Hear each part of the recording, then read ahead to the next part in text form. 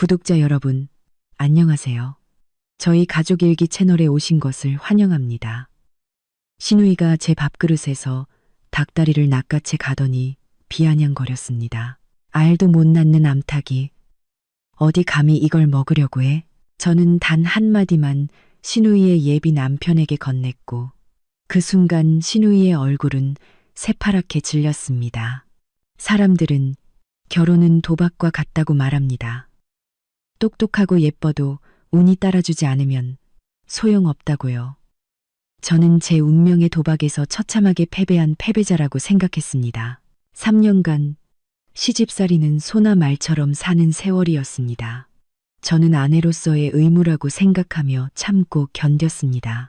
가장 큰 죄가 대를 이을 아이를 낳지 못한 것이라는 매섭고 가혹한 질책 앞에서도 저는 고개를 숙였습니다. 하지만 지렁이도 밟으면 꿈틀거리는 법, 잔인한 진실이 빛 아래 드러나고 가식적인 자들이 본 모습을 드러냈을 때 저는 비로소 일어섰습니다. 저는 더 이상 어제의 순하고 나약한 지수가 아니었습니다. 저는 제가 잃어버린 모든 것을 되찾을 것입니다. 저는 그들에게 잔혹함에 대한 대가가 얼마나 비싼지 보여줄 것입니다. 오늘은 설날 연휴 전날입니다. 거리에는 웃음소리와 즐거운 새, 음악소리가 활기차게 울려 퍼집니다. 사람들은 서둘러 화사한 복조리나 복주머니를 들고 집으로 향합니다. 아이들은 새 옷을 입고 어른들은 새로 칠한 혓마루에서 미소를 짓습니다. 하지만 시댁의 좁고 기름 냄새 자욱한 부엌안은 마치 지상의 지옥처럼 무겁고 어두운 분위기였습니다. 저는 닭이 울기도 전인 새벽 4시에 일어났습니다. 늦겨울 북쪽의 매서운 추위가 살을 내는 듯 했습니다. 차가운 물에 닭털을 뽑고 나무를 씻느라 제 두 손은 얼어붙어 빨갛게 부어올랐습니다. 저 혼자 20명이 넘는 시댁 식구들을 위한 차례상을 준비해야 했습니다.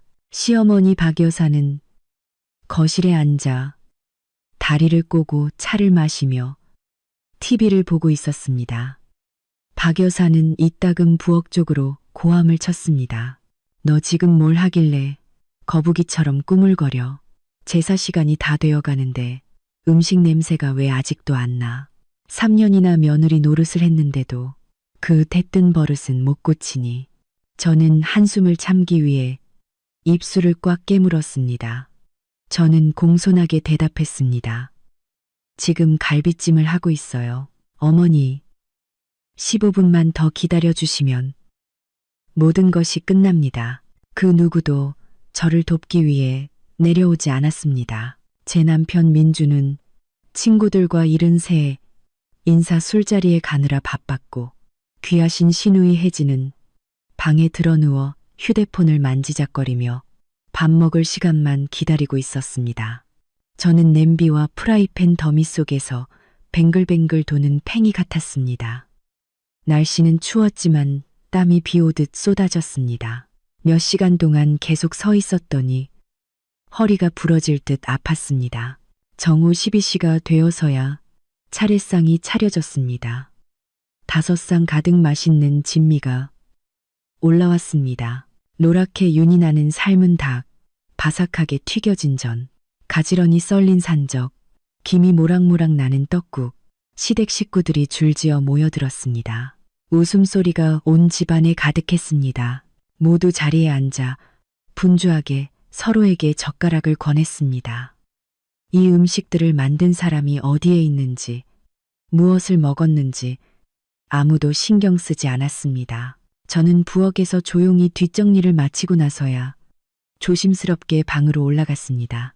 모든 상은 이미 사람들로 가득 차 있었고 문 옆 가장 아래 상에 아주 작은 자리만 남아 있었습니다. 저는 조용히 그곳에 앉았습니다. 제 밥그릇은 차가웠습니다. 국물만 흥건한 떡국을 바라보며 목구멍이 쓰라렸습니다. 오늘 하루 종일 물 한 잔 외에는 아무것도 먹지 못했습니다. 극심한 배고픔의 위가 경련을 일으켰습니다. 눈앞에 놓인 닭고기 접시에 닭다리가 하나 남아있는 것을 보았습니다. 아마도 서로 눈치를 보느라 아무도 집지 않은 것 같았습니다. 저는 머뭇거리며 그 닭다리 쪽으로 젓가락을 가져갔습니다. 오후에 또 청소를 해야 할 힘을 얻기 위해 고기 한 조각이라도 먹고 싶었습니다. 하지만 제 젓가락 끝이 노란 닭껍질에 닿는 순간 다른 젓가락 한 쌍이 거칠게 끼어들어 제 손을 쳐냈습니다. 혜진이었습니다. 위쪽 상에 앉아있던 신우이는 아래 상으로 눈을 번뜩이며 굴리고 있었습니다.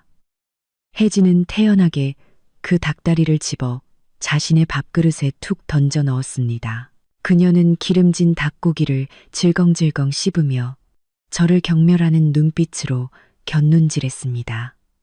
언니는 이걸 먹어서 뭐해? 알도 못 낳는 몸이니 산의 진미를 먹어도 마찬가지지. 그냥 데친 나물이나 먹고 속이나 시원하게 해. 혹시 알아? 고생하면서 먹으면 오히려 임신이 잘 될지. 혜진의 말은 마치 한겨울 추위 속에 제 얼굴에 퍼부어진 뜨거운 물 한 바가지 같았습니다. 시끄럽던 온 집안이 갑자기 조용해졌습니다. 수십 쌍의 눈이 저에게 쏠렸습니다. 동정하는 눈빛, 고소해하는 눈빛, 무관심하고 차가운 눈빛들이었습니다. 저는 정신이 멍해졌고 입속의 밥알은 목으로 넘어가지 않고 턱 막혔습니다. 저는 박 여사에게 공정한 말을 해줄 것을 기대하며 시어머니를 바라보았습니다. 어쨌든 저는 이 집의 맏며느리이고 동생인 혜진이 이렇게 무례하게 구는 것은 예의가 없는 행동이었습니다. 하지만 박 여사는 딸을 꾸짖기는커녕 입술을 길게 비쭉거렸습니다.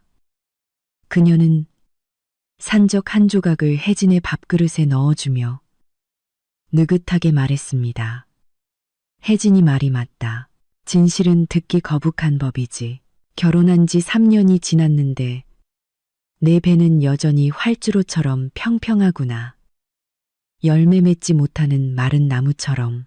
독한 사람은 자식이 없어. 네가 애를 못 낳으면 우리 아들을 위해서라도 길을 터줘야지. 이 집은 대를 이을 손주가 필요하지. 밥만 축내는 식충이가 필요한 게 아니다. 시어머니의 말 한마디 한마디가 제 심장에 박히는 바늘처럼 피를 흘리게 했습니다. 저는 너무 억울해서 눈물이 차올랐습니다. 저는 민준을 돌아보았습니다. 그는 제 남편이었습니다. 그는 3년 동안 저와 함께 동고동락한 사람이었습니다. 그는 제가 얼마나 고통스럽게 치료를 받고 있는지 잘 알고 있었습니다. 그는 혀가 마비될 정도로 쓴 한약을 얼마나 많이 마셨는지 알고 있었습니다. 저는 그에게 구원과 애원하는 눈빛을 보냈습니다. 저는 그가 저를 위해 단 한마디만 해주기를 바랐습니다. 엄마, 그렇게 말씀하지 마세요. 불쌍하잖아요. 혹은 저희 부부가 노력하고 있어요. 하지만 그는 아니었습니다. 민주는 그저 밥그릇만 내려다보고 허겁지겁 음식을 입에 넣을 뿐이었습니다. 그는 벙어리처럼 침묵했습니다. 그는 비겁하게 제 시선을 피했습니다.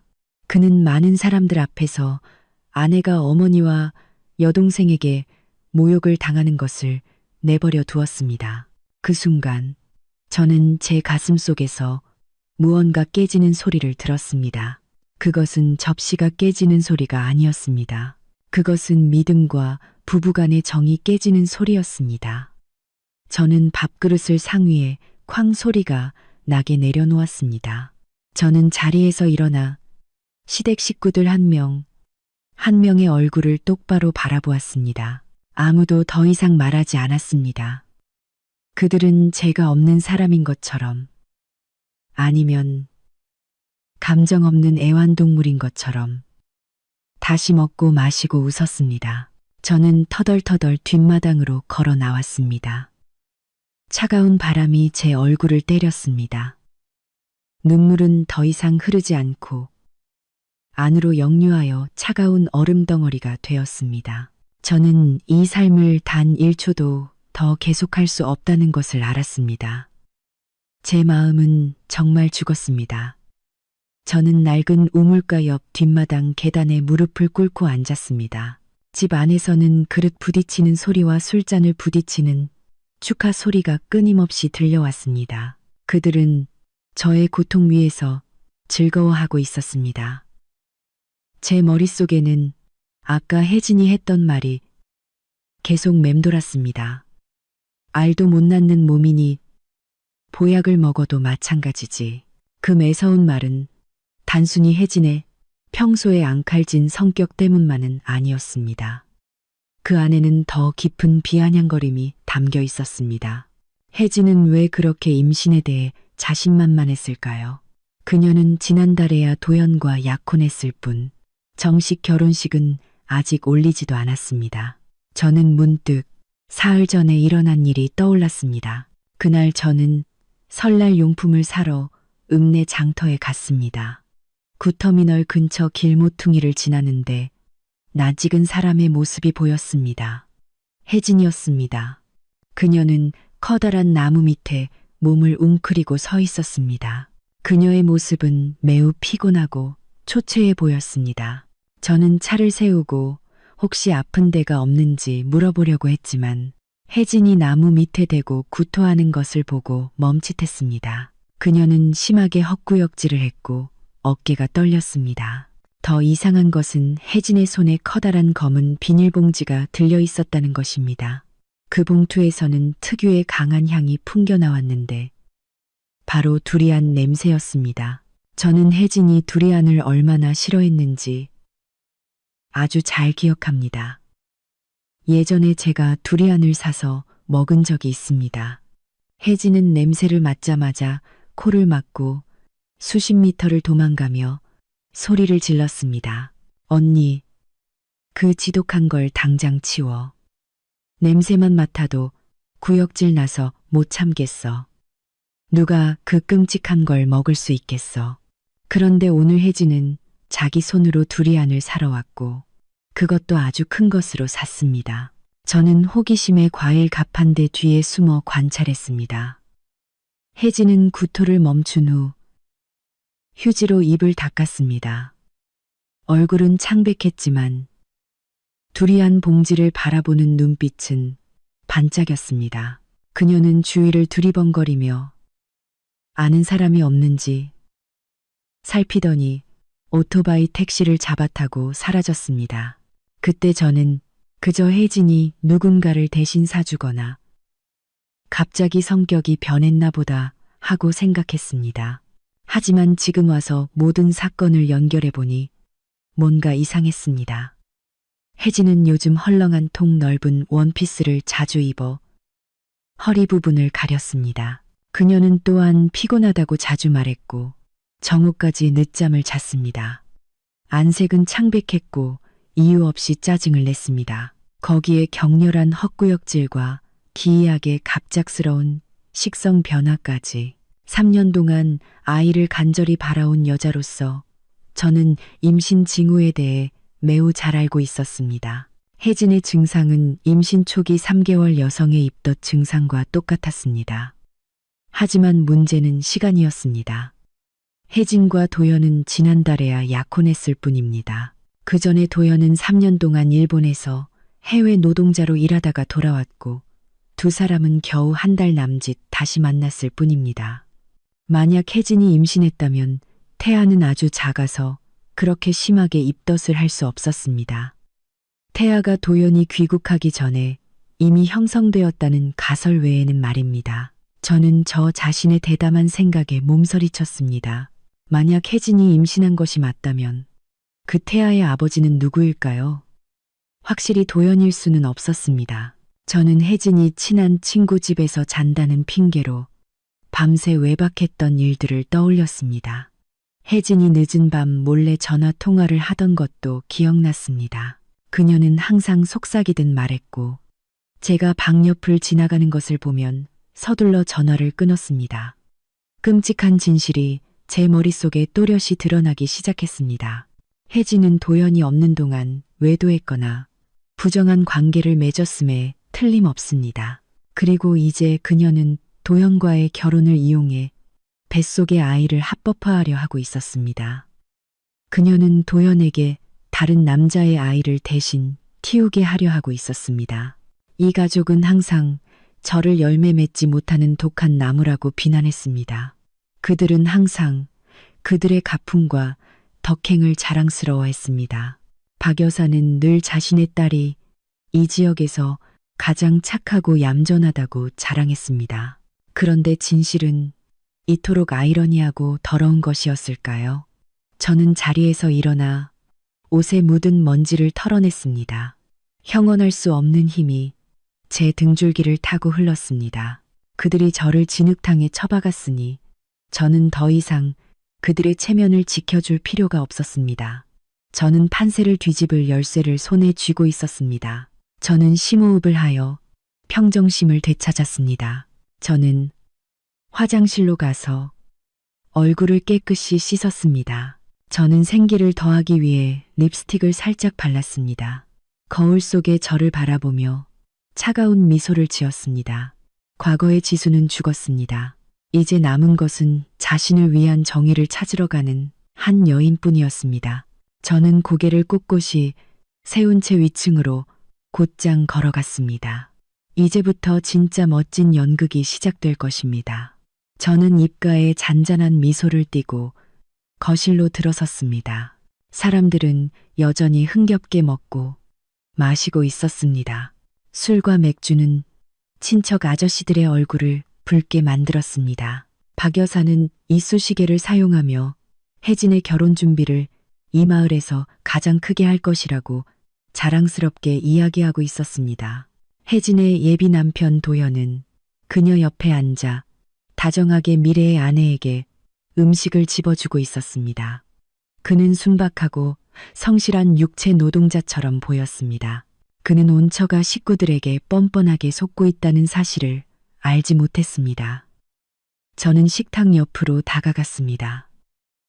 저는 예전 자리에 앉지 않고 도연의 의자 뒤에 섰습니다. 저는 도연의 어깨에 살짝 손을 얹었고 그는 깜짝 놀라 뒤돌아보았습니다. 지수 씨, 식사 다 했어요? 여기 앉아서 과일이라도 좀 드세요. 도연은 저에게 친절하게 권했습니다. 그는 이 집에서 저에게 조금이나마 예의를 갖추는 유일한 사람이었습니다. 그래서 저는 그가 더욱 가엾게 느껴졌습니다. 저는 고개를 저으며 상에 있는 모든 사람이 들을 수 있을 만큼 충분히 큰 목소리로 부드럽게 웃으며 말했습니다.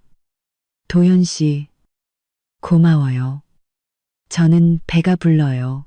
도연 씨에게 한 가지 부탁할 것이 있어서요. 요즘 혜진이가 입덧 때문에 많이 힘들어하는 것 같아서요. 도연 씨가 그녀를 조금만 더 챙겨주세요. 시끄럽던 공간이 몇 초 동안 갑자기 조용해졌습니다.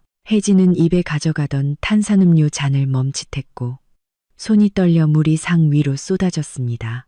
그녀의 얼굴은 붉은기가 사라지고 밀랍처럼 새하얗게 변했습니다. 박 여사는 눈을 부릅뜨고 저에게 소리쳤습니다. 너 지금 무슨 헛소리를 짓거리는 거야? 혜진이가 언제 입덧을 했다고 입덧을 했다는 거야? 저는 놀란 척 눈을 크게 뜨고 박 여사와 혜진을 번갈아 보았습니다. 어머, 어머니, 모르셨어요?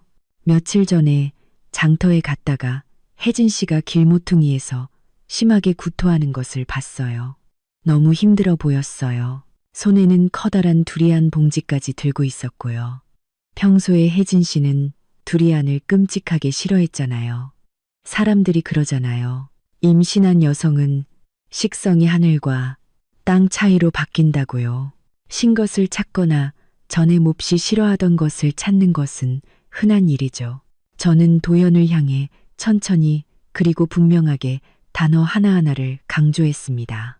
도연 씨는 혜진 씨에게 보양식으로 두리안을 많이 사주세요. 며칠 전에는 굶주린 사람처럼 허겁지겁 먹고 싶어 하는 걸 봤는데 요즘 배도 좀 불러오는 것 같던데요. 아마 결혼식 전에 좋은 소식이 온 것 같네요. 미리 아빠 되신 것을 축하드려요. 쨍그랑 그릇과 젓가락이 바닥에 떨어져 산산조각 났습니다. 혜진은 손에 든 젓가락을 떨어뜨렸고 독감에 걸린 것처럼 온몸이 부들부들 떨렸습니다. 그녀는 말을 잇지 못하고 더듬거렸습니다. 언니 거짓말이야. 나 임신 안 했어. 도현은 의자에 멍하니 앉아 있었고 그의 얼굴은 어두워졌습니다. 그는 제가 방금 한 말을 이해하지 못할 만큼 어리석지 않았습니다. 그는 귀국한 지 한 달밖에 되지 않았습니다. 만약 혜진이 먹고 싶어 하고 구토를 할 정도로 입덧을 한다면 태아는 최소한 2, 3개월은 되었을 것입니다. 시간이 전혀 맞지 않았습니다. 도현은 천천히 일어섰고 혜진의 배를 뚫어지게 쳐다보았습니다. 오늘 혜진이 입은 빨간색 통 원피스가 갑자기 그녀의 주인을 고발하는 듯 했습니다. 도현은 혜진이 피곤하다며 그가 가까이 오는 것을 막았던 일들을 기억했습니다. 도현은 혜진이 자신의 눈을 피하던 순간들을 기억했습니다. 그는 고통과 분노에 찬 목소리로 포효했습니다. 혜진 씨, 설명해봐요. 뱃속의 아이는 누구 아이야? 내가 귀국한 지 한 달밖에 안 됐는데 어떻게 입덧을 해? 나한테 뒤집어 씌우려고 한 거야? 혜진은 두려움에 몸을 웅크렸고 서럽게 울음을 터뜨리며 도현의 팔을 잡으려 달려갔습니다. 오빠, 내 설명 좀 들어봐. 오빠가 생각하는 그런 거 아니야. 저 지수 언니가 꾸며낸 거야. 언니가 질투나서 우리 행복을 망치려는 거라고. 저는 팔짱을 낀 채 눈앞의 연극을 바라보며 싸늘하게 웃었습니다. 제가 꾸며낸 건지 아닌지는 초음파 검사를 해보면 바로 태아의 개월수를 알 수 있어요. 요즘은 기계가 아주 발달했잖아요. 도현 씨, 예비 아내를 데리고 병원에 가서 의사에게 태아가 몇 주 되었는지 물어보면 바로 진실이 밝혀질 거예요. 제 말은 마치 마지막 한 방울이 넘쳐 흐르는 물잔 같았습니다. 도현은 혜진의 팔을 세게 뿌리쳤고 그녀는 바닥에 넘어졌습니다. 그는 돌처럼 굳어 앉아있는 박 여사를 향해 손가락을 똑바로 가리켰습니다. 당신들 가족은 사기꾼이야. 그 엄마의 그 딸이군. 난 더 이상 결혼 같은 거 안 해. 나에게 뻐꾸기 알을 품게 하려 들지 마. 말을 마친 도연은 상을 쿵 소리가 나게 내리쳤고 떡국이 사방으로 튀었습니다.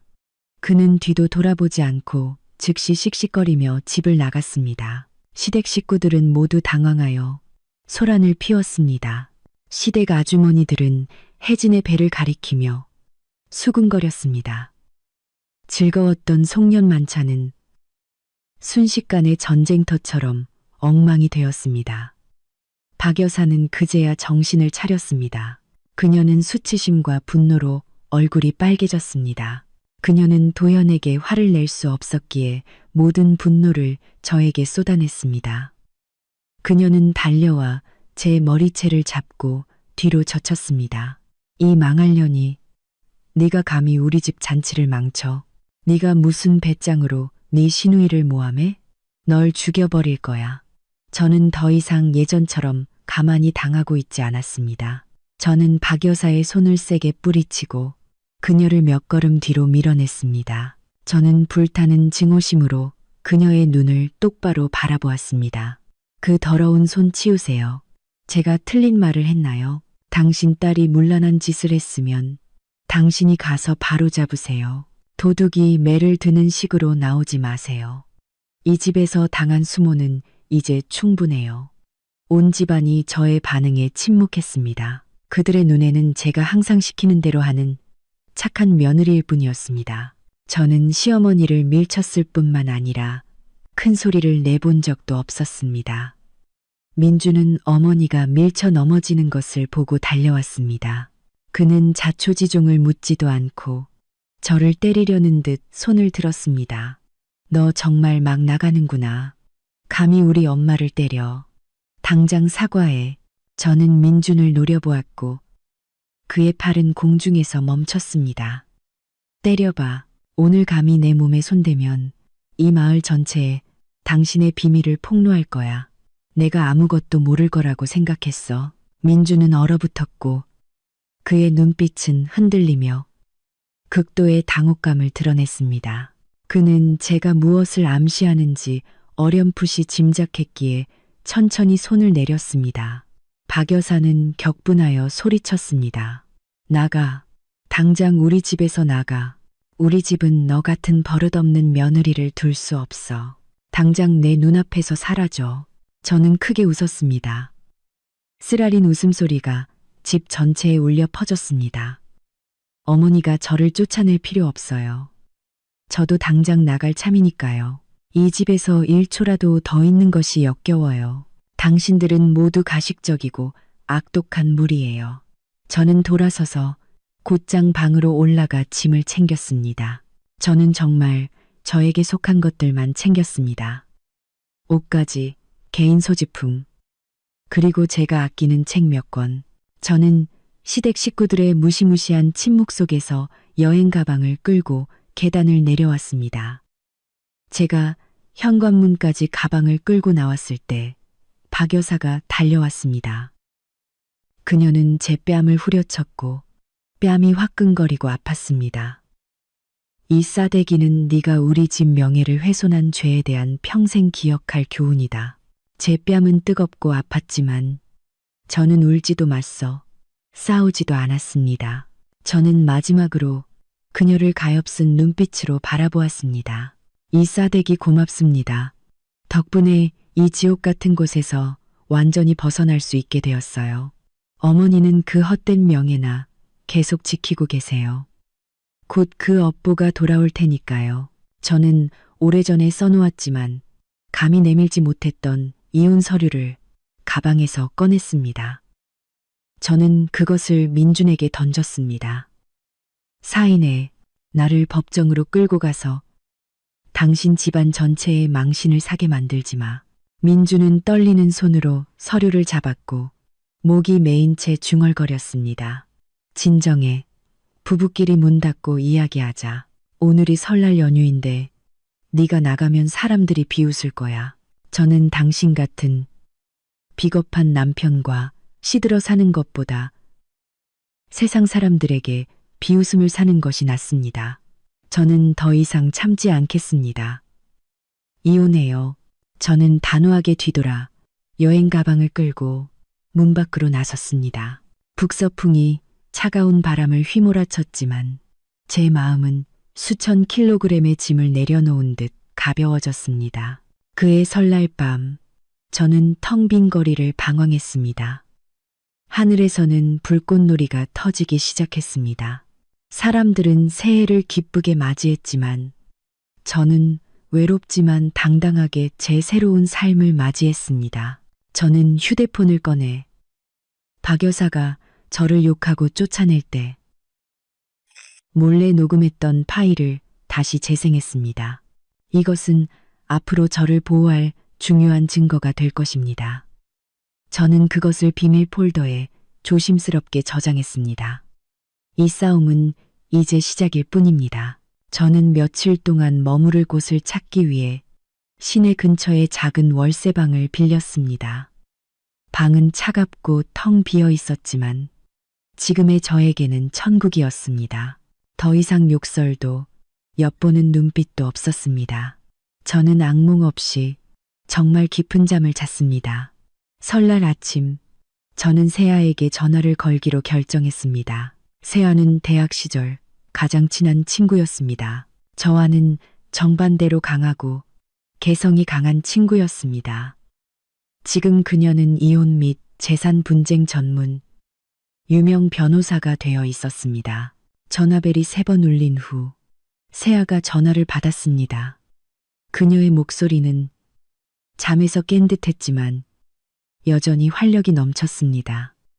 여보세요. 새해 복 많이 받아. 내 오랜 친구야. 왜 이렇게 일찍 전화했어? 세아의 다정한 목소리를 듣자 눈물이 저절로 쏟아졌습니다. 저는 목이 메어 말을 잇지 못했습니다. 세아, 나 이혼했어. 전화기 저편은 1초 동안 침묵했고 세아의 목소리는 심각하고 다급해졌습니다. 너 지금 어디야? 내가 당장 너 데리러 갈게.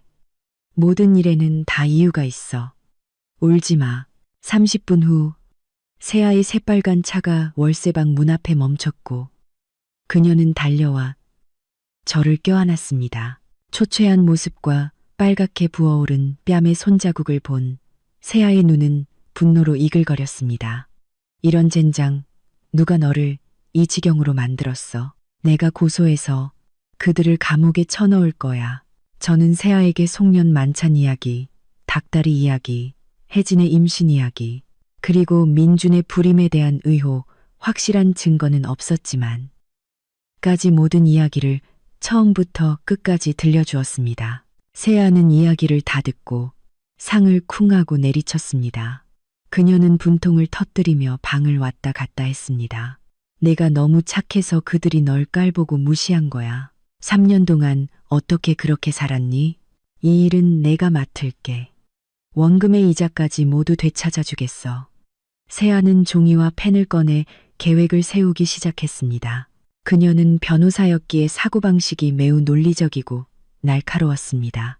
첫째, 이혼 문제. 너는 단호해야 해. 마음 약해지지 마. 네 남편은 엄마 치마폭에 숨는 비겁한 남자야. 아까워할 가치도 없어. 둘째는 재산.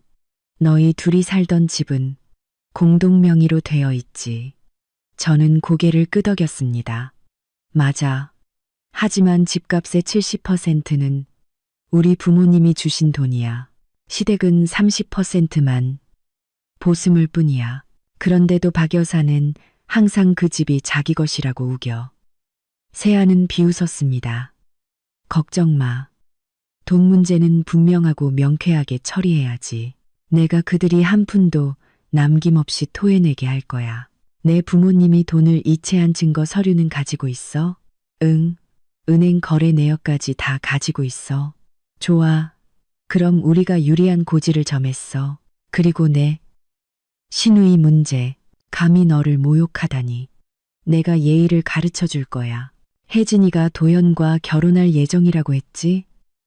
도연이 떠났으니 분명히 그 집에서 난리를 치며 예물을 돌려달라고 할 거야. 새아는 단호한 눈빛으로 저를 바라보았습니다. 지수야, 이것 하나는 명심해. 사람들이 너를 존중하게 하려면 너 스스로 강해져야 해. 더 이상 악인들 앞에서 고개 숙이지 마. 이제부터 내가 내 동맹이야. 함께 싸우자. 저는 새아의 손을 꽉 잡았습니다. 친구의 손에서 전해지는 따뜻함은 저를 그 어느 때보다 든든하게 만들었습니다.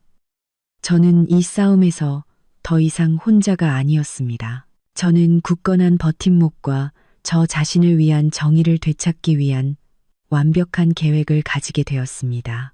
내일은 다시 해가 뜰 것이고 저는 비 온 뒤에 땅이 굳고 따뜻한 햇살이 비출 것이라고 믿었습니다. 며칠 동안 월세방에 숨어 지내며 마음을 가다듬은 후 저는 다시 직장으로 돌아가기로 결정했습니다. 무역회사 회계 업무는 저를 바쁘게 만들었고 잠시 동안 슬픔을 잊게 해주었습니다. 하지만 나무가 조용히 있고 싶어도 바람이 멈추지 않는 법이었습니다. 시댁 식구들의 괴롭힘은 저를 놓아주지 않았습니다. 그날 아침 제가 자료를 확인하고 있는데 전화벨이 울렸습니다. 화면에 박 여사의 번호가 뜨는 것을 보고 저는 잠시 망설이다 전화를 받았습니다. 저는 박 여사가 좋은 일로 전화했을 리 없다는 것을 알았기에 즉시 녹음 기능을 켰습니다. 박 여사의 차갑고 신랄한 목소리가 전화기 너머에서 울려 퍼졌습니다. 여보세요. 너 지수 맞니? 너 언제까지 숨어 지낼 작정이야? 당장 우리 집에 와서 결혼할 때 내가 너에게 준 금팔찌 5돈짜리 돌려줘. 이혼했으면 이 집의 물건은 가져갈 생각도 하지 마. 저는 눈살을 찌푸리며 기억을 더듬었습니다. 분명 결혼식 날 박 여사가 양가 하객들 앞에서 저에게 금팔찌 5돈짜리를 채워주었습니다. 하지만 바로 그날 밤 박 여사는 민준의 사업 자금으로 쓰기 위해 자신이 보관하겠다며 달콤한 말로 저에게 돌려달라고 했습니다. 저는 그녀에게 팔찌를 주었고 그 이후로 다시는 그것을 보지 못했습니다. 저는 침착하게 대답했습니다. 박 여사님, 저는 사람인고 연세가 있으시더니 기억력이 많이 안 좋으신가 봐요. 그 팔찌는 신혼 첫날 밤에 어머니께 다시 드렸잖아요. 민준 씨 사업 자금으로 쓰신다고 어머니가 보관하신다고 하셨는데 이제 와서 저에게 달라고 하시는 이유가 뭐예요? 박 여사는 전화기에 대고 소리쳤습니다. 네가 감히 거짓말을 해. 내가 언제 네 것을 가져갔어? 네가 팔아먹고 지금 나에게 누명을 씌우는 거지. 몰라. 오늘까지 그 팔찌를 가져오지 않으면 네 회사에 찾아가서 소란을 피워 너를 실직하게 만들 거야. 말을 마친 그녀는 뚝 전화를 끊었습니다. 저는 멍하니 앉아 생각했습니다. 박 여사는 분명 저에게 압력을 가해 집으로 돌아오게 하거나 단순히 저를 괴롭혀서 화풀이를 하려는 것이었습니다. 하지만 그녀는 크게 오판했습니다. 저는 더 이상 그녀의 며느리가 아니었고 그녀를 두려워하지 않았습니다. 문득 중요한 사실 하나가 떠올랐습니다. 한 달 전쯤 혜진이 친구 결혼식에 간다며 박 여사에게 무엇인가를 빌려갔던 것입니다. 그때 저는 모녀가 침실에서 소곤거리는 것을 보았습니다. 저는 즉시 혜진의 SNS 계정에 접속하여 확인했습니다. 혜진은 허영심이 강한 사람이라 어디를 가든지 무엇을 먹든지 사진을 찍어 자랑했습니다. 저는 그녀가 올린 수많은 셀카를 빠르게 훑어보았습니다. 그리고 3주 전에 올라온 사진 한 장에 제 시선이 멈췄습니다. 사진 속 혜진은 화려한 이브닝 드레스를 입고 하지만 눈에 띄는 것은 그녀의 왼손목에 섬세하게 조각된 금팔찌가 채워져 있었다는 것입니다. 저는 사진을 확대했습니다. 틀림없었습니다. 그것은 바로 제 결혼 금팔찌였습니다. 저는 결혼식 날 실수로 상모서리에 긁혀 안쪽에 생긴 작은 흠집 덕분에 그것이 제 팔찌라는 것을 알아봤습니다. 혜진이 그 사진과 함께 쓴 글은 저를 더욱 분노하게 했습니다. 사랑하는 남편이 연애 1개월 기념으로 선물해 준 것. 너무 행복해요. 사랑하는 오빠, 정말 고마워요. 결국 그런 것이었습니다.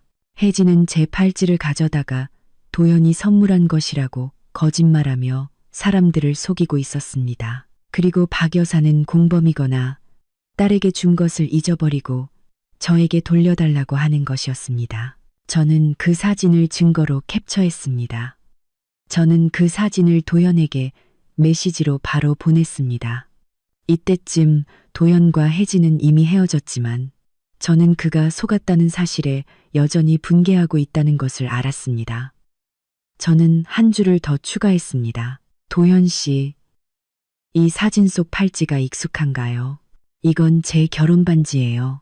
혜진이가 도연 씨가 선물해 줬다고 하더라고요. 도연 씨, 정말 통도 크시네요.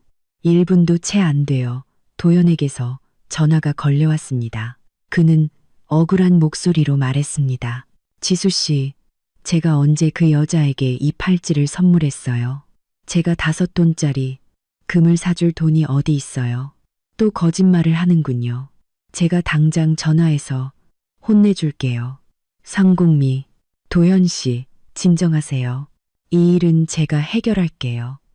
도연 씨는 그 팔찌를 선물한 적이 없다는 사실만 확인해 주시면 돼요. 그 후 저는 혜진에게도 그 사진을 보냈고 짧지만 단호한 메시지를 보냈습니다. 네가 내 금팔찌를 가지고 있는 것을 알고 있어. 오늘까지 돌려주지 않으면 절도죄로 경찰에 신고할 거야. 인터넷에 명백한 증거가 있으니 잡아떼려고 하지 마. 저는 메시지가 즉시 읽음으로 바뀌는 것을 보았지만 혜진은 답장하지 않았습니다. 분명 그녀는 매우 당황했을 것입니다. 저는 입꼬리를 올리며 비웃었습니다. 어머니와 딸이 이 서투른 연극을 어떻게 수습할지 지켜봅시다.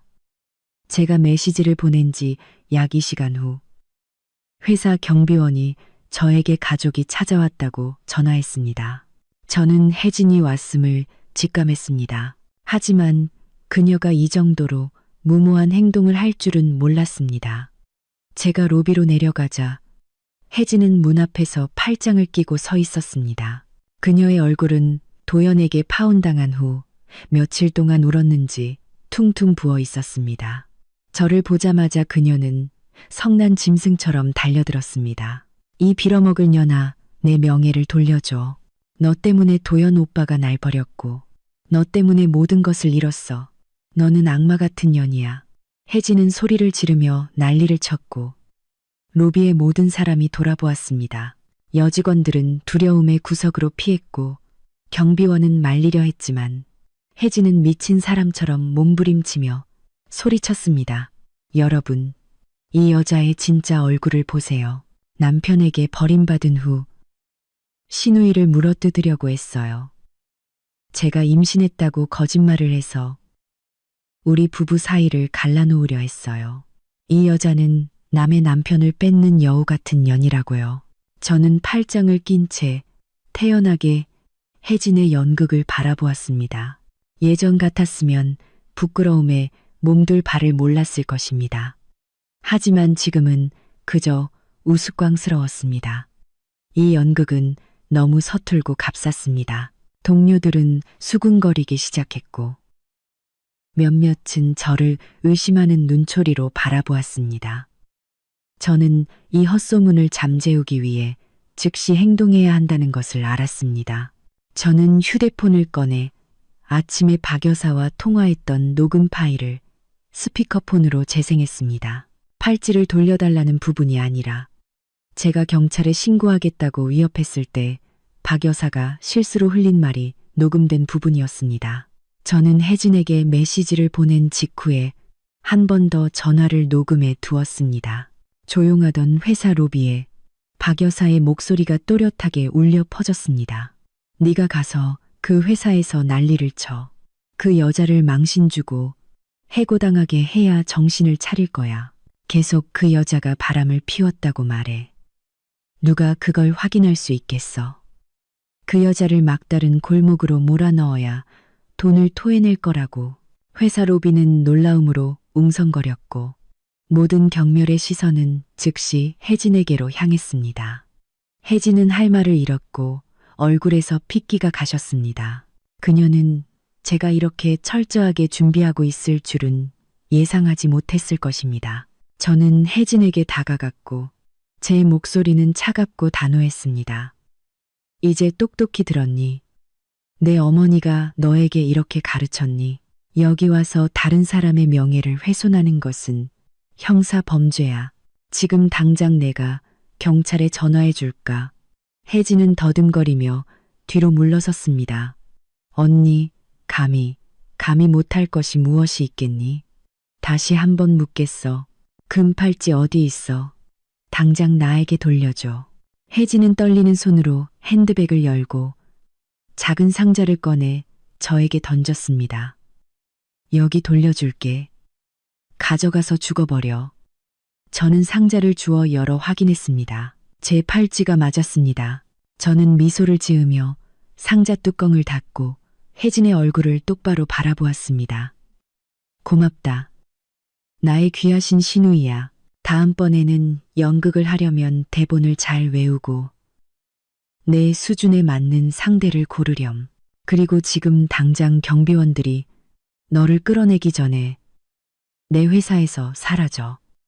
주변 사람들은 혜진을 향해 손가락질하며 비웃기 시작했습니다. 정말 뻔뻔하네. 도둑이 매를 드는구나. 그 엄마의 그 딸이야. 그러니 남의 가정을 파탄내지. 겉은 멀쩡해 보이는데 속은 뱀이네. 혜진은 그 수군거림을 견디지 못하고 얼굴을 감싸고 서럽게 울면서 문 밖으로 뛰쳐나갔습니다. 그녀의 모습은 매우 초라하고 비참했습니다.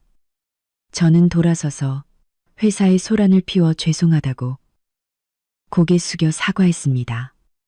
동료들은 저를 위로하며 감쌌습니다. 불쌍한 지수 씨, 저런 몹쓸 시댁을 만났으니 지수 씨 너무 착해요. 나라면 뺨을 몇 대 때려 이빨을 부러뜨렸을 거예요. 힘내요. 저희가 지수 씨를 응원해요. 저런 나쁜 사람들을 두려워하지 말아요. 저는 매우 따뜻한 마음을 느꼈습니다. 진실은 언제나 승리하고 정의는 선한 사람 편에 서기 마련입니다. 저는 첫 번째 싸움에서 멋지게 승리했습니다. 혜진이 팔찌를 돌려주고 도망쳤지만 저는 여기서 멈추지 않기로 결정했습니다. 저는 그녀와 시댁 식구들에게 다시는 저를 괴롭힐 엄두조차 내지 못하도록 평생 기억할 교훈을 가르쳐 주고 싶었습니다. 저는 세아에게 전화해서 방금 일어난 일을 이야기했습니다. 세아는 전화로 시원하게 웃었습니다. 잘했어, 내 친구. 하지만 그걸로는 부족해. 이 공공장소, 소란 사건을 확실하게 매듭지어야 해. 내가 혜진의 괴롭힘과 명예훼손 행위에 대해 관할 경찰서에 신고서를 제출하는 것을 도와줄게. 꼭 그렇게 심하게 해야 해. 어차피 팔찌는 돌려받았잖아. 꼭 해야 해. 적에게 관용을 베푸는 것은 자기 자신에게 잔인한 짓이야. 경찰에 조서가 있어야 나중에 이혼 소송에서 재산 분할과 권리 분쟁에 유리해. 내 말을 믿어. 세아의 말을 듣고 저는 녹음 파일과 메시지 증거를 가지고 경찰서에 신고서를 제출했습니다. 사건이 회사에서 일어났고 많은 증인과 보안 카메라 영상이 있었기 때문에 경찰은 매우 신속하게 수사에 착수했습니다. 그날 오후 박 여사에게 소환장이 집으로 발송되었습니다. 혜진은 공공장소 소란과 타인 명예훼손 행위로 경찰서에 출석해야 했습니다. 저는 피해자 자격으로 경찰서에 갔고 세아는 법적 권리를 보호하는 변호사 자격으로 저와 동행했습니다. 경찰서에서 혜진은 아침처럼 기세등등한 모습이 아니었고 의자에 웅크리고 앉아 누구와도 눈을 마주치지 못했습니다. 딸과 함께 온 박 여사도 엄격한 경찰관들을 보자 입을 꾹 다물었습니다. 사건 담당 경찰관은 제 신고서를 책상에 올려놓고 혜진에게 물었습니다. 혜진 씨, 지수 씨의 회사에 가서 소란을 피우고 지수 씨가 외도했다고 비방한 행위를 인정합니까? 혜진은 중얼거렸습니다. 너무 화가 나서 자제력을 잃었을 뿐이에요. 세아는 즉시 말을 끊었습니다. 혜진 씨는 질문의 핵심에만 답하세요. 맞습니까? 아닙니까? 혜진은 깜짝 놀라 세아를 쳐다보더니 고개를 숙였습니다. 네, 맞습니다.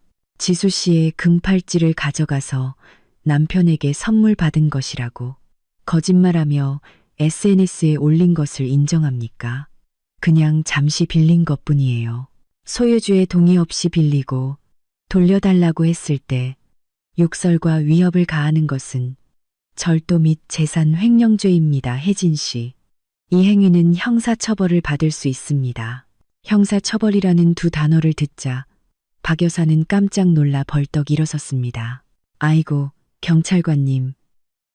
우리 애가 아직 어려요. 제발 용서해 주세요. 팔찌는 이미 돌려줬잖아요. 다 같은 가족인데 왜 이렇게 빡빡하게 구세요? 저는 차가운 눈빛으로 박 여사를 바라보았습니다. 이제야 가족이라는 생각이 드세요. 당신 딸에게 제 회사에 가서 난리를 치라고 부추길 때는 제가 가족이라고 생각하셨나요? 설날 전날 밤 저를 집에서 쫓아낼 때는 제가 며느리라고 생각하셨나요? 박 여사는 말문이 막혀 아무 말도 할 수 없었습니다. 그녀는 방구석에 가만히 앉아있는 민준을 돌아보며 도움을 청했지만 민준 역시 고개를 숙인 채 무력할 뿐이었습니다. 결국 혜진은 선처를 받고 기소되지 않기 위해 범행을 인정하는 진술서를 작성하고 재발 방지를 약속해야 했습니다. 동시에 그녀는 경찰서에서 저에게 공개적으로 사과해야 했습니다. 저는 혜진의 서명과 경찰서의 붉은 도장이 찍힌 사과문을 받아 선명하게 사진을 찍었습니다. 저는 당신을 명예훼손죄로 고소하지 않겠지만 이 문서는 증거로 보관할 것입니다. 당신 가족이 다시 감히 제 머리카락 한 올이라도 건드린다면 제가 무정하게 나올 것이라는 것을 명심하세요. 저는 그 사진을 즉시 시댁가족 채팅방에 보냈습니다. 저는 상황을 파악하기 위해 여전히 그룹을 나가지 않고 있었습니다. 시댁 일가 친척들은 모두 충격에 빠졌습니다. 이모들과 고모들은 서로에게 전화를 걸어 안부를 묻는 척했지만 실제로는 소문을 듣기 위해서였습니다. 세상에, 혜진이가 무슨 짓을 해서 경찰에 잡혀갔대. 너무 창피하다. 온 집안의 망신이야. 박 여사는 딸을 어떻게 키운 거야. 박 여사는 너무 부끄러워서 즉시 그룹을 나갔습니다. 혜진은 집에 가서 문을 닫고 울면서 먹지도 마시지도 않았습니다. 시댁은 온통 초상집 같은 분위기에 휩싸였습니다. 저는 휴대폰으로 그룹 채팅방의 메시지들을 읽으며 통쾌함을 느꼈습니다. 경찰서 사건 이후 시댁은 며칠 동안 잠잠했습니다. 저는 그들이 이제 두려움을 느끼고 저를 놓아줄 것이라고 생각했지만 그들의 뻔뻔함과 탐욕을 과소평가했습니다. 주말에 저는 친정 부모님 댁을 방문했습니다. 대문에 도착하자마자 저는 민준의 익숙한 오토바이가 마당에 세워져 있는 것을 보았습니다. 집안에서는 속삭이는 대화 소리가 들렸습니다. 제가 집으로 들어서자 박 여사와 민준이 부모님과 함께 앉아 차를 마시고 있었습니다. 상위에는 커다란 과일 바구니와 두툼한 봉투가 놓여 있었습니다. 부모님은 근엄하고 탐탁지 않은 표정으로 맞은편에 앉아 계셨습니다. 제가 들어오는 것을 본 박 여사는 아무 일도 없었다는 듯 환하게 웃으며 다가왔습니다. 어머, 며느리가 왔네. 내가 민준이랑 같이 사돈 어르신들 뵙고 너를 데리러 왔단다. 지난번 일은 오해였어. 내가 늙어서 치매 기운이 있고 성질이 급해서 그랬단다. 너그럽게 용서해 주렴. 저는 그녀의 가증스러운 위선에 구역질이 날 지경이었습니다. 저는 곧장 어머니 옆에 앉아 또렷하게 말했습니다. 박 여사님, 저와 당신 아들은 이혼 절차를 밟고 있어요. 더 이상 어머니와 아들 관계가 아니에요. 여기는 무슨 일로 오셨어요? 박 여사는 여전히 어색한 미소를 띠고 있었습니다. 그녀는 봉투를 제 쪽으로 밀었습니다. 네가 그동안 고생 많이 한 것을 안다. 여기 내가 모아둔 2억 원이 있어. 내 청춘에 대한 보상금이라고 생각해라. 3년 동안 우리 집 며느리 노릇 하느라 고생했다. 이 돈 받고 민준이랑 다시 돌아가렴. 한 입을 덮고 살던 부부가 어떻게 이렇게 쉽게 헤어지니? 저는 그 봉투를 바라보고 민준을 바라보았습니다. 그는 제게 애원하는 눈빛을 보냈습니다. 분명 그는 이혼하면 불임 사실이 밝혀져 세상 사람들에게 비웃음을 살까봐 두려워서 여기까지 와서 구걸하는 것 같았습니다. 아버지께서 말씀하셨습니다. 그의 목소리는 차분했지만 권위가 있었습니다. 박 여사, 우리 딸은 당신이 마음대로 쫓아냈다가 돈으로 다시 사올 수 있는 물건이 아닙니다. 당신의 2억 원이 큰 돈이긴 하지만 우리 딸이 견뎌야 했던 명예와 고통은 살 수 없습니다. 돈 가지고 돌아가세요. 어머니도 거들었습니다. 우리 지수가 시집 올 때는 건강하고 밝았는데 지금은 이렇게 초췌한 몰골과 마음의 상처만 안고 돌려보내시다니요. 저는 더 이상 우리 딸을 당신네 집에 보낼 수 없습니다. 제 눈앞에서 사라지세요. 부모님의 단호한 거절에 박 여사는 태도를 바꾸기 시작했습니다. 그녀의 미소는 사라지고 평소의 사납고 독한 본 모습을 드러냈습니다. 두 분, 제가 술을 권해도 안 마시더니 벌주를 마시려 하시는군요. 제가 이렇게까지 저자세로 나오는데도 거만하게 구시다니. 두 분 딸이 이혼하면 누가 데려가겠어요? 제가 불쌍해서 데리러 온 거예요. 저는 벌떡 일어나 문을 가리켰습니다. 입 다물어요. 우리 집은 당신을 환영하지 않아요. 제가 이웃들을 불러 당신의 본 모습을 보여주기 전에 당장 여기서 나가세요. 박 여사는 일어나서 턱을 치켜들고 저를 위협했습니다. 좋아. 내가 잘났다. 두고 봐. 내가 너를 가만두지 않을 거야. 내 부모님 직장에 가서 난리를 쳐서 내 부모님이 더 이상 회사에 다닐 면목이 없게 만들겠어. 내 집안이 자식을 어떻게 가르쳤는지 세상 사람들에게 다 소문낼 거야. 저는 조용히 휴대폰을 꺼냈습니다. 방금까지도 녹음 기능이 켜져 있었습니다. 계속해보세요. 제가 당신을 고소할 수 있도록 이 녹음 파일에 당신 딸의 경찰서 조서가 더해지면 당신은 타인에 대한 괴롭힘과 협박죄로 형사처벌을 받을 수도 있다는 것을 명심하세요. 당신 딸과 함께 감옥에 가고 싶으세요. 경찰이라는 말에 박 여사는 움츠러들었습니다.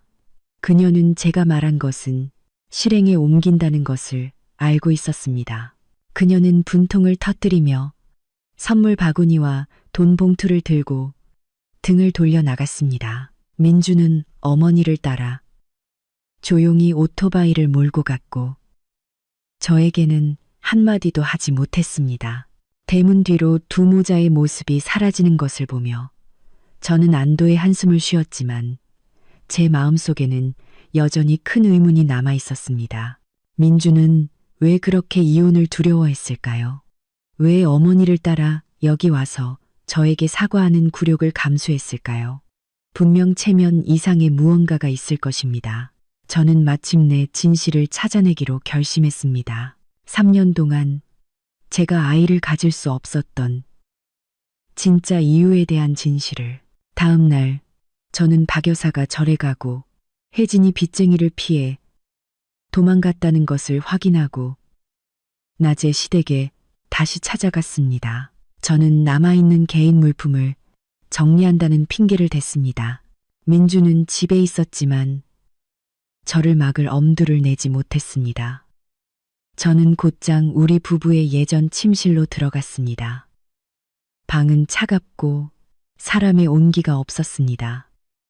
저는 옷장에서 남은 겨울옷 몇 벌을 꺼냈습니다. 낡은 서류가 들어있는 맨 아래 서랍을 뒤지다가 저는 구석에 깊숙이 박혀있던 누렇게 변색된 봉투에 우연히 손을 댔습니다. 직감적으로 무언가 심상치 않다는 것을 느꼈습니다. 저는 봉투를 꺼냈습니다. 겉에는 아무것도 쓰여 있지 않았습니다. 봉투 입구는 이미 뜯겨 있었고 테이프로 조잡하게 다시 붙여져 있었습니다. 저는 봉투를 찢어 열었습니다. 안에는 4번 접힌 커다란 종이가 들어 있었습니다. 저는 그것을 펼쳐보았습니다. 굵은 글씨가 제 눈에 들어왔고 저는 손발에 힘이 빠지는 것을 느꼈습니다. 남성정액 검사 결과지, 환자 이름 김민준, 생년월일 1990년, 검사일 2020년 10월 15일. 그것은 우리가 결혼하기 3개월 전이었습니다. 저는 재빨리 결론 부분을 훑어보았습니다. 눈앞이 흐려지고 심장이 멈는 것 같았습니다. 결론, 남성 불임, 검체에서 정자 발견 안 됨, 무정자증, 자연 임신 가능성 0%. 저는 바닥에 주저앉지 않기 위해 옷장에 몸을 기대야 했습니다. 결국 그런 것이었습니다. 이 모든 것이 그들이 저를 위해 준비한 가장 끔찍하고 잔인한 거짓 연극이었습니다. 민주는 저와 결혼하기 전부터 자신이 불임이라는 것을 알고 있었습니다. 박 여사도 분명 알고 있었을 것입니다. 그들은 공모하여 저를 며느리로 삼아 아들의 결함을 가릴 방패막이로 이용했습니다. 그들은 저에게 온갖 이상한 약을 먹게 했습니다. 그들은 저를 절과 사당으로 끌고 다니며 아들을 빌게 했습니다. 그들은 모든 죄를 저에게 뒤집어 씌웠습니다. 그들은 저를 열매 맺지 못하는 독한 나무라고 모욕했습니다. 사실은 그들의 아들이 아이를 가질 수 없는 사람이었는데도 말입니다. 분노가 제 가슴속에서 끓어올랐고 목이 메이고 고통스러웠습니다.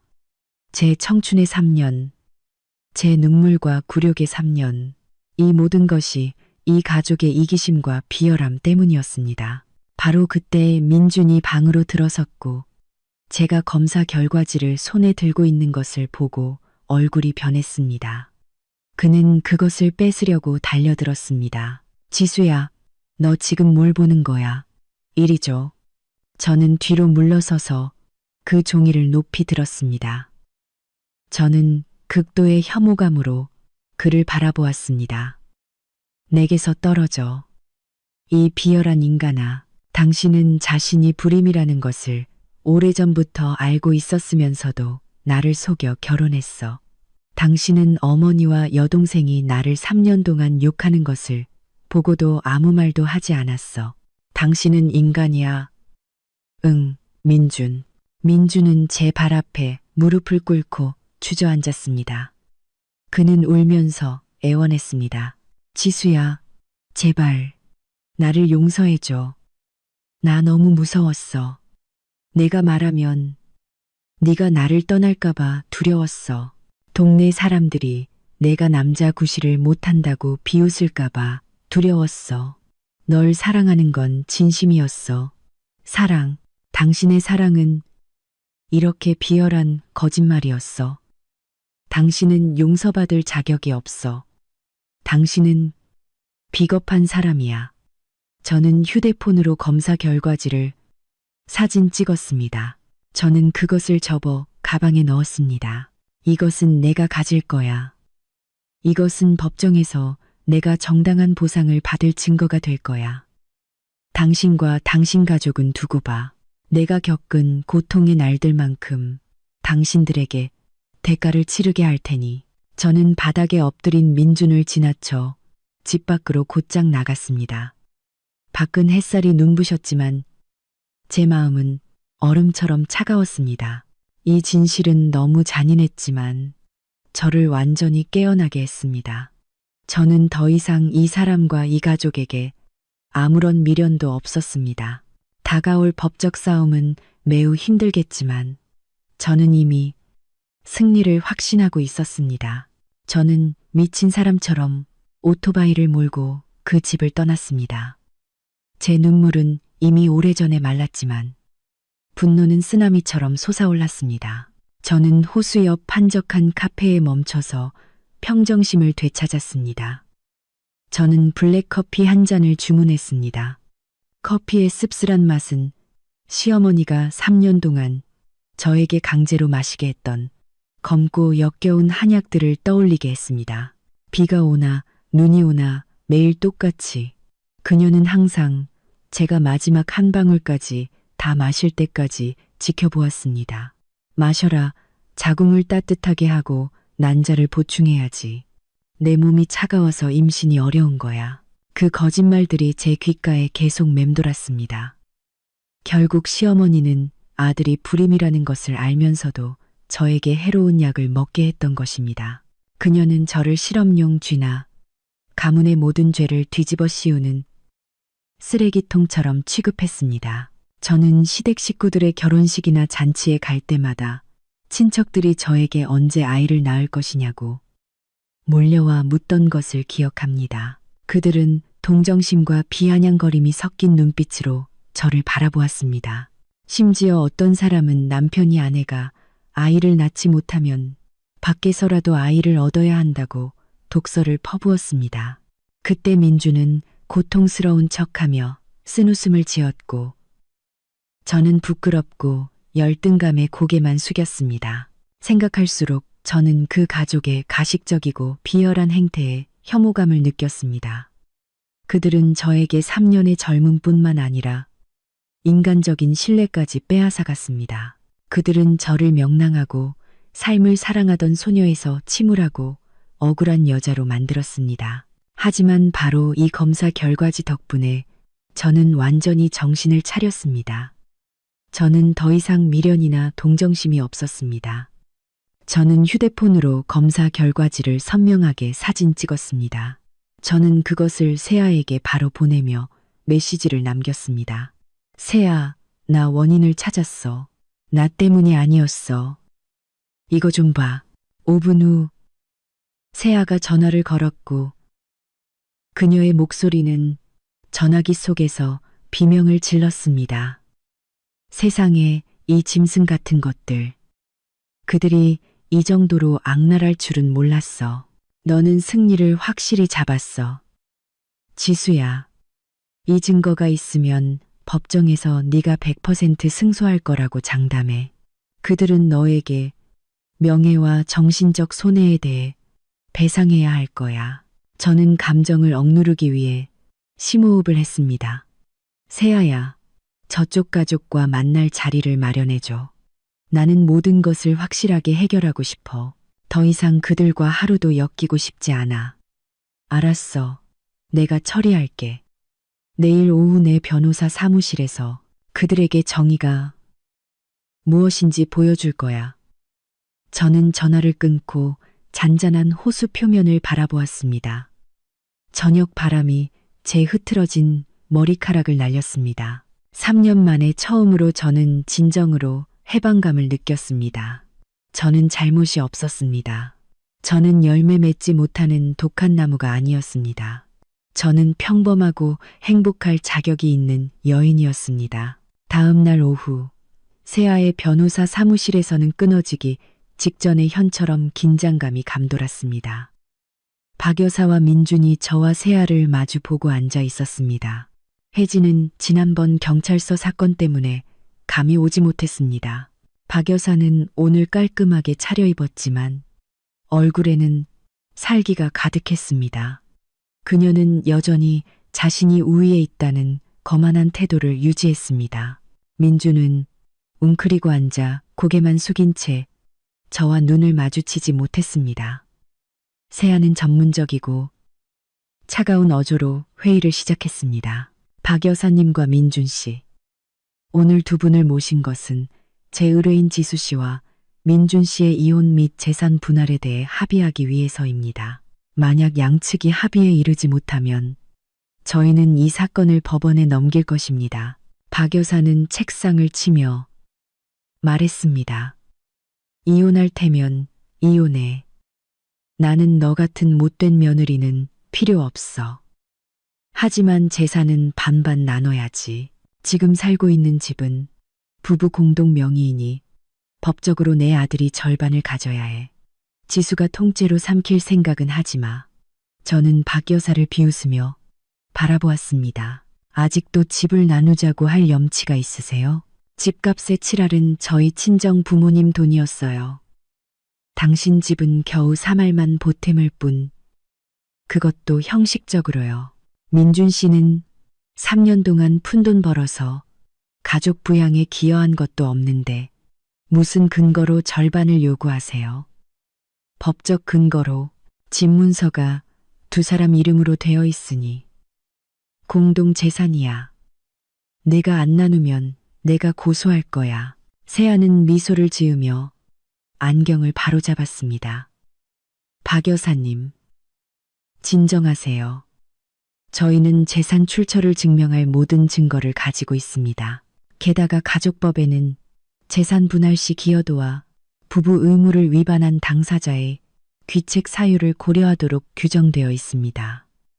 박 여사는 입술을 비쭉거렸습니다. 귀책 사유, 내 아들은 아무런 잘못이 없어. 순하고 성실하고 술이나 도박, 여자 문제도 없어. 그런데 지수는 아내로서의 도리를 다하지 못하고 우리 집안의 아이를 낳아주지 못했어. 이게 가장 큰 잘못이야. 이 말을 듣자 저는 더 이상 참을 수 없었습니다. 저는 가방에서 공증된 검사 결과지를 꺼내 박 여사 바로 앞에 있는 책상에 세게 내려놓았습니다. 누가 아이를 낳지 못한다고 하셨어요? 눈 크게 뜨고 이걸 읽어보세요. 그러고 나서 다시 이야기합시다. 박 여사는 종이를 집어들었고 그녀의 눈은 이리저리 움직이더니 얼굴이 빨갛게 변했다가 새하얗게 변했습니다. 그녀는 떨리는 손으로 종이를 바닥에 떨어뜨렸습니다. 민주는 그 종이를 보자 얼굴에서 핏기가 가셨습니다. 그는 자신의 가장 어두운 비밀이 드러났다는 것을 알았습니다. 그는 깜짝 놀란 세아와 박 여사 앞에서 급히 달려와 제 발 앞에 무릎을 꿇었습니다. 지수야, 제발 부탁해. 이걸 공개하지 말아줘. 내가 빌게. 사람들이 내가 불임인 것을 알면 이 땅에서 어떻게 살겠어. 나는 직장을 잃고 친구, 형제들을 모두 잃을 거야. 나를 불쌍히 여겨줘. 저는 제 발밑에 꿇어앉은 남자를 경멸하며 내려다 보았습니다. 당신은 체면을 잃을까봐 두려워. 그럼 나는 3년 동안 누가 굴욕을 참고 세상 사람들의 비웃음을 받았어. 그때 당신은 어디에 있었어? 나를 불쌍히 여겨주기는커녕 당신 어머니와 합세해서 나를 짓밟았잖아. 박 여사는 그제야 정신을 차렸습니다. 그녀는 더듬거리며 저를 손가락질했습니다. 네가 감히 내 물건을 뒤져. 도둑년. 세아는 엄격하게 말했습니다. 박 여사님, 결혼 사기와 타인에 대한 정신적 학대 행위야말로 비난받아 마땅합니다. 만약 이 검사 결과지가 박 여사님의 욕설 녹음 증거와 함께 법원에 제출된다면 민준 씨는 재산을 한 푼도 받지 못할 뿐만 아니라 박 여사님도 타인 모욕죄로 형사 처벌을 받을 위험이 있습니다. 회의실은 혼란에 빠졌습니다. 잔인한 진실은 박 여사가 항상 자랑스러워하던 모범적인 가족이라는 껍데기를 찢어발겼습니다. 박 여사는 자신이 논리에서 밀리고 재산을 모두 잃을 위기에 처하자 분노를 아들에게 돌렸습니다. 그녀는 우리 앞에서 민준의 뺨을 마구 때렸습니다. 이 멍청한 놈, 그 서류를 어디에 숨겼길래 저 여자가 찾게 만들었어? 왜 태워버리지 않았어? 네가 나를 망쳤어. 내가 조심하라고 했잖아. 이 쓸모없는 놈, 널 낳을 때 얼마나 마음 아파했는데 소처럼 멍청해. 민주는 어머니에게 맞고 막다른 골목에 몰리자 격렬하게 반항했습니다. 그는 박 여사를 밀쳐 의자에 넘어뜨리고 억울함에 소리쳤습니다. 엄마 때문이야. 다 엄마 때문이라고. 예전에 내가 지수에게 처음부터 사실대로 말하고 양자를 드리거나 시험관 시술을 하자고 했잖아. 그런데 엄마가 싫다고 했지. 엄마가 헛된 체면 때문에 나에게 숨기라고 했잖아. 그냥 결혼해서 지수에게 아이를 못 낳는다고 죄를 뒤집어 씌우면 된다고 했잖아. 엄마가 나에게 비겁하게 살라고 강요했잖아. 이제 와서 누구를 탓해? 박 여사는 날카롭게 소리쳤습니다. 아, 네가 감히 나에게 누명을 씌워. 내가 누구를 위해서 이렇게 했는데? 이 집안을 위해서였잖아. 네가 불임이라는 것을 세상 사람들에게 숨기기 위해 아내를 맞이하게 한 거잖아. 그런데 네가 만난 여자가 이렇게 요사스럽고 악랄한 여자일 줄이야. 두 모자는 서로를 물어뜯으며 싸웠고 추악하고 독한 말들이 쏟아져 나왔습니다. 그들은 서로에게 책임을 전가하며 거리낌 없이 욕설을 퍼부었습니다. 저와 세아는 그 가족이 서로를 잡아먹는 연극을 보며 한숨을 쉬었습니다. 정말 뿌린 대로 거두는 법이었습니다. 그들이 거짓으로 행복을 쌓으려 했으니 이제 진실이 모든 것을 파괴할 것입니다. 세아는 책상을 펜으로 두드려 질서를 잡았습니다. 충분합니다. 두 분, 질서를 지켜주세요. 이곳은 변호사 사무실이지 시장 바닥이 아닙니다. 이제 두 가지 선택지를 제시하겠습니다. 하나는 민준 씨가 이혼 서류에 서명하고 손해배상으로 주택 소유권 전체를 지수 씨에게 넘기는데 동의하는 것입니다. 지수 씨는 민준 씨의 불임 사실을 비밀로 유지하여 그의 체면을 지켜줄 것입니다. 둘은 법정으로 가는 것입니다. 그때는 불임 사실뿐만 아니라 박 여사님이 며느리를 욕하고 학대한 녹음 파일까지 공개될 것입니다. 선택하세요. 민주는 이 말을 듣자마자 황급히 고개를 끄덕였습니다. 저는 첫 번째 선택지를 선택하겠습니다. 서명하겠습니다. 당장 서명할게요. 지수야, 약속해줘.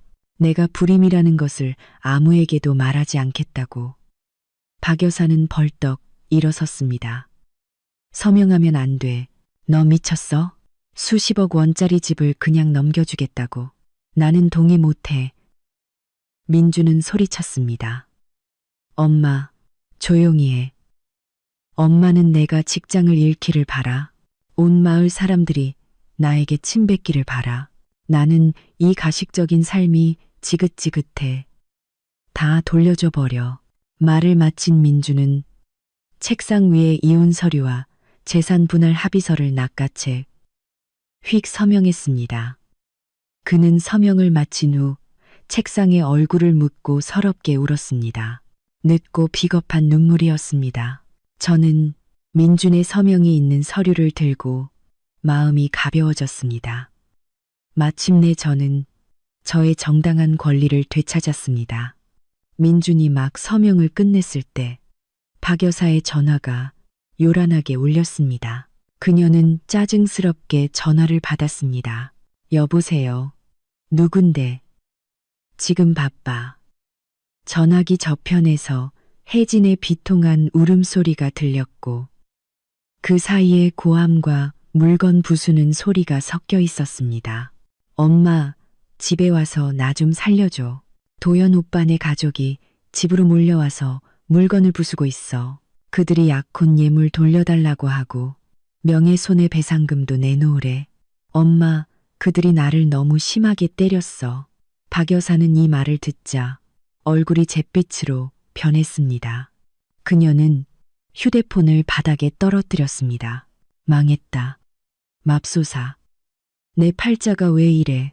결국 경찰서 사건 이후 저는 도연의 집안 사람에게 혜진의 임신 개월수가 맞지 않는다는 사실을 은근히 알려주었습니다. 도연의 가족은 원래 예의를 중시하는 집안이라 자신이 다른 남자의 아이를 떠맡을 뻔했다는 사실을 알고 격분했습니다. 오늘 그들은 온 친척들을 이끌고 박 여사의 집으로 찾아가 진실을 밝히려고 했던 것입니다. 민주는 여동생이 맞았다는 소식에 급히 일어나 집으로 달려갔습니다. 박 여사도 운명을 저주하며 허둥지둥 그를 따라갔습니다. 세아는 저를 보고 윙크했습니다. 불행은 홀로 오지 않고 복은 겹쳐오지 않는다. 그 가족은 이제 대가를 치르고 있는 거야. 너 가서 이 재미있는 연극을 볼래? 아니, 세아야. 그 집은 더 이상 보고 싶지 않아. 그들이 스스로 해결하도록 내버려둬. 나는 내가 이겼다는 사실만 알면 돼.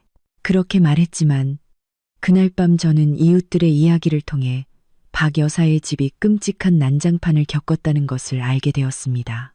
신랑 측은 현금과 금을 포함한 모든 약혼 예물을 돌려달라고 요구했습니다. 게다가 그들은 박 여사에게 명예손상과 파혼 비용으로 5억 원의 배상금을 요구했습니다. 혜진은 도연에게 뺨을 맞아 얼굴이 부었고 그녀는 무릎을 꿇고 뱃속의 아이가 이미 도망간 바람둥이의 아이라는 것을 고백해야 했습니다. 박 여사는 예비 사돈에게 면전에서 심한 욕을 들어 고개를 들 수 없었습니다. 온 동네는 공짜 연극을 본 듯 떠들썩했습니다. 박 여사 가족의 명예와 위신은 완전히 땅에 떨어졌습니다. 그 난리통 이후 박 여사 가족은 공경에 처했습니다. 모아둔 돈은 저에게 사과금으로 주려다 실패했고 신랑 측에 물어줄 배상금은 너무 컸습니다. 민주는 이혼을 앞두고 빈손으로 나가게 되었고 혜진은 결혼도 안 한 채 아이를 임신한 몸이었습니다. 절망과 탐욕 속에서 박 여사는 마지막으로 어리석은 계략을 생각해냈습니다. 그녀는 제가 모든 불행의 근원이라고 생각했고 이전에 저에게 주려 했던 2억 원을 기필코 되찾아야겠다고 결심했습니다. 사실 그때 그녀는 돈 봉투에 겉봉만 가져왔을 뿐 안에는 돈이 없었을 수도 있습니다. 하지만 이번에는 그녀가 제 친정 부모님 댁에 찾아와서 드러눕는 시위를 했습니다. 일요일 아침 박 여사는 저희 집 대문 앞에서 돗자리를 깔고 드러누웠습니다. 그녀는 며느리가 시댁 재산을 횡령하고 도망갔다고 소리치며 울부짖었습니다. 그녀는 제 부모님에게까지 버릇없는 딸을 감싸고 있다고 비난했습니다. 이웃들이 몰려와 구경했고 평생 청렴하게 살아오신 공무원 출신 부모님은 모욕감에 화병이 나셨습니다. 저는 월세방에 있다가 어머니의 전화를 받고 급히 오토바이를 몰고 집으로 돌아갔습니다. 도착했을 때 저는 박 여사가 길에 드러누워 있는 비참한 모습을 보았습니다. 저는 아무 말 없이 집으로 들어가 마당을 씻는 물통을 들고 대문 밖으로 물을 시원하게 부었습니다. 박 여사는 생쥐꼴이 되어 깜짝 놀라 벌떡 일어났습니다. 네가 감히 나에게 물을 뿌려. 저는 그녀의 얼굴을 똑바로 가리켰습니다. 박 여사님, 마지막으로 경고합니다. 당신은 지금 공공장소 소란과 타인 비방죄를 저지르고 있어요. 저는 이미 경찰에 신고했고 5분 안에 그들이 도착할 거예요. 박 여사는 여전히 목에 힘을 주었습니다. 나는 안 무서워. 나는 여기 계속 누워 있을 거야. 내 돈 돌려줘. 내 집 돌려줘. 바로 그때 경찰차 한 대가 도착했습니다. 경찰관 2명이 내렸습니다. 그중 한 명은 지난번 혜진 사건 때문에 저를 알아보았습니다. 또 박 여사 가족입니까? 왜 이렇게 계속 문제를 일으키십니까? 당장 경찰서로 가서 조사를 받으세요. 박 여사는 경찰을 보자 얼굴이 파랗게 질렸습니다. 그녀는 도망치려 했지만 제지당했습니다.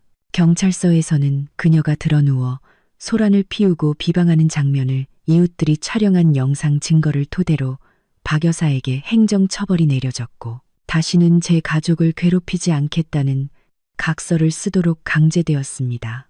경찰서를 나설 때 박 여사는 힘없이 비틀거렸고 벽에 기대야 했습니다. 그녀는 저를 증오와 두려움이 뒤섞인 눈빛으로 바라보았습니다. 그녀는 자신이 완전히 졌다는 것을 알았습니다. 도덕적으로나 법적으로나 모두 졌습니다. 저는 그녀의 굽어진 뒷모습을 바라보며 더 이상 통쾌함을 느끼지 않았고 너무나 계산적이고 악독하게 살다가 결국 쓰디쓴 열매만 거두는 한 인생에 대한 연민을 느꼈습니다. 마침내 재판날이 다가왔습니다. 저는 이상하리만큼 평온하고 가벼운 마음으로 재판장에 들어섰습니다. 민주는 박 여사와 함께 왔습니다. 그들은 눈에 띄게 초췌하고 야위어 보였습니다. 박 여사는 평소에 기세등등한 모습은 사라지고 구석에 웅크리고 앉아 주위를 살피는 눈치였습니다.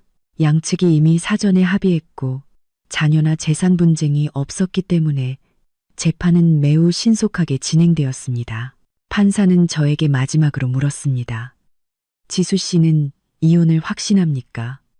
저는 분명하고 확고하게 대답했습니다. 네, 확신합니다.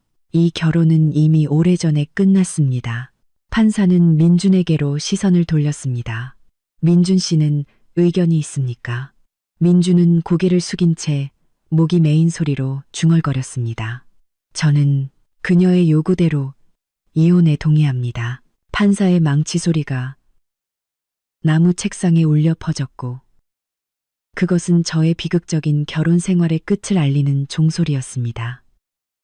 법원은 지수 씨와 민준 씨의 합의 이혼을 인정합니다. 재산에 대해서는 양측이 이미 자체적으로 합의했으므로 법원은 개입하지 않습니다. 저는 이혼 판결문을 손에 들고 법원 밖으로 걸어 나왔습니다. 밝은 봄 햇살이 법원 마당을 비추었고 저는 눈을 가늘게 떠야 했습니다. 오늘 하늘은 파랗고 높았습니다. 바람은 풀과 꽃의 향기를 실어 나르며 살랑거렸습니다. 저는 가슴 가득 자유의 공기를 채우기 위해 깊은 숨을 들이마셨습니다. 마침내 저는 그 가짜 황금 세장에서 탈출했습니다. 저는 더 이상 김씨 집안의 며느리가 아니었습니다. 저는 저 자신, 부모님의 지수, 저 스스로의 지수로 돌아왔습니다. 민주는 저를 따라 대문까지 나왔습니다. 그는 후회 가득한 눈빛으로 저를 바라보았습니다. 지수야, 모든 것에 대해 미안해. 잘 지내. 저는 마지막으로 민준의 눈을 똑바로 바라보았습니다. 당신의 축복 고마워요. 저는 분명 잘 지낼 거예요. 그리고 당신은 남자답게 살도록 노력하세요. 더 이상 엄마 치마폭에 숨어 살지 마세요. 잘 가요. 다시는 보지 맙시다. 저는 단호하게 뒤돌아 걸어갔습니다. 저는 뒤를 돌아보지 않았습니다. 왜냐하면 제 등 뒤에는 영원히 묻어버려야 할 과거, 고통스러운 과거만이 있었기 때문입니다. 저는 부모님께 전화해서 기쁜 소식을 전했습니다. 어머니는 딸을 안쓰러워하면서도 고통에서 벗어난 것을 기뻐하며 전화로 우셨습니다. 아버지는 환하게 웃으며 저녁에 딸을 환영하는 잔치를 벌이자고 말씀하셨습니다. 저는 오토바이를 몰고 호수 주변 길을 따라 달렸습니다. 바람이 제 머리카락을 시원하게 흩날렸습니다. 저는 하늘을 나는 새처럼 마음이 가벼워지는 것을 느꼈습니다. 저는 온 세상에 제가 자유로워졌다고 크게 소리치고 싶었습니다. 이혼 후 제가 가장 먼저 한 일은 고통스러운 추억이 가득한 그 집을 내놓는 것이었습니다. 집은 위치가 좋고 법적 서류가 명확했기 때문에 2주 만에 계약금이 들어왔습니다. 저는 그 집을 4억 원에 팔았고 큰 돈을 손에 쥐었지만 전혀 아깝지 않았습니다. 저에게 그 집은 너무 많은 나쁜 기억들을 담고 있었습니다. 밤마다 몰래 울었던 밤, 눈물로 삼켰던 밥, 가혹한 욕설, 이 모든 것이 벽돌 한 장 한 장, 구석구석에 스며들어 저를 괴롭혔습니다. 그 집을 파는 것은 이 불행한 결혼 생활의 흔적을 완전히 지우는 방법이기도 했습니다. 저는 4억 원 전액을 부모님께 가져다 드렸습니다. 부모님은 제 돈이니 제가 사업 자금으로 쓰라며 한사코 받지 않으셨습니다. 하지만 저는 부모님께 억지로 받으시도록 했습니다. 부모님, 저를 키우시느라 고생하셨는데 아직 제대로 효도 한 번 못 해드리고 오히려 걱정만 끼쳐드렸어요. 이 돈은 부모님의 양육비에 대한 보답이라고 생각하세요. 그리고 예전에 집 살 때 주신 돈도 부모님이 저에게 주신 돈이잖아요. 부모님은 노후에 여행이나 다니시면서 편안하게 사세요. 저는 아직 젊으니 스스로 돈을 벌 수 있어요. 결국 부모님은 받으셨지만 나중에 제가 큰일로 돈이 필요할 때 쓸 수 있도록 제 이름으로 저축해 두겠다고 말씀하셨습니다. 다음으로 제가 한 일은 모든 연락처를 바꾸는 것이었습니다. 저는 새 휴대폰 번호를 만들었습니다. 저는 정말 친하고 중요한 사람들하고만 친구를 맺는 새로운 SNS 계정을 만들었습니다. 저는 박 여사, 민준, 혜진부터 사사건건 참견하던 시댁 친척들까지 전 시댁 식구들의 번호와 계정을 모두 차단했습니다. 그들에 대한 어떤 소식도 제 삶에 들어오는 것을 원치 않았습니다. 저는 옷장을 정리했습니다. 박 여사가 예전에 저에게 입으라고 강요했던 낡고 촌스러운 옷들은 모두 자선단체에 기부했습니다. 저는 제가 좋아하는 젊고 세련된 옷들을 샀습니다. 저는 얼굴이 더 밝아 보이도록 머리를 짧게 자르고 밝은 갈색으로 염색했습니다. 거울 속에 저를 보며 저는 마치 완전히 다른 사람으로 다시 태어난 것 같았습니다. 과거에 우울했던 지수 씨는 사라지고 대신 생기와 자신감 넘치는 여인이 되었습니다. 저는 이제부터 저 자신만을 위해 살겠다고 스스로 맹세했습니다. 저를 더 사랑할 것입니다. 더 이상 아무도 저의 명예와 행복을 짓밟지 못하게 할 것입니다. 인생의 전환점을 기념하기 위해 저는 2주 휴가를 내고 혼자 여행을 떠나기로 했습니다.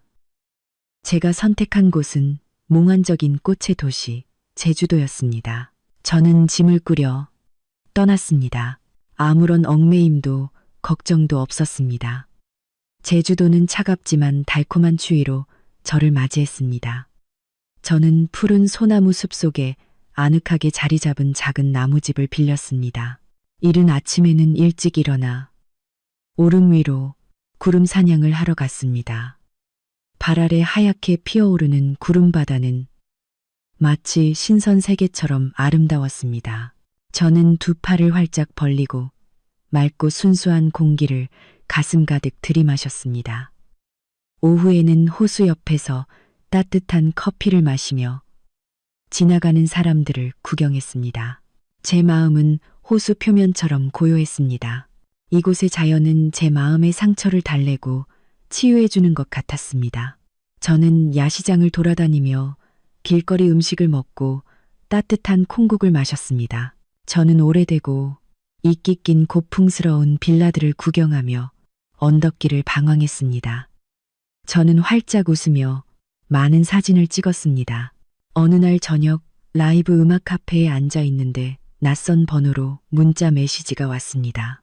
지수야, 나 민준이야. 다른 사람 휴대폰 빌려서 문자하는 거야. 네가 제주도 가서 찍은 사진 보니까 너무 예쁘더라. 잘 지내니? 너 정말 많이 보고 싶어. 엄마랑 혜진이도 네 이야기를 자주 해.